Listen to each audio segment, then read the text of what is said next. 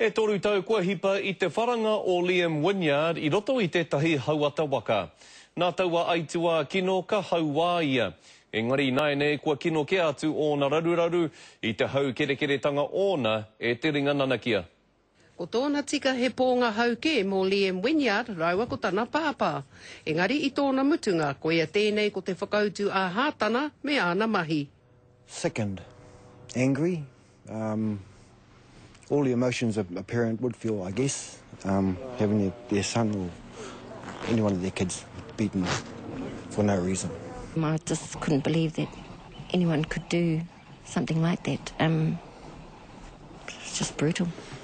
I te wā o te whawhai meke I tū ki konei I ngā rā tatanei, I haerea Liam ki te wharepaku ngā roto nu atu. Everything was going well, Liam was having a good time. Ready to go home and then he disappeared on me. E muri mai anō I kitea a Liam Wynyard e takoto ana ki konei ki roto anō I o nā ke toto. A me te kaha hamahama hi anō hoki o tōna upoko, me te pupuhitia, anō nei he tangata atu ke. And I arrived at the scene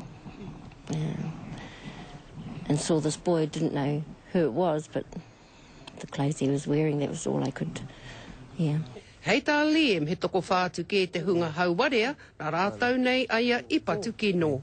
It was not just the bruising, the black eyes or anything else, it's sort of the damage that was done again to his brain. Yeah, we're lucky because of his manner. He has a great nature.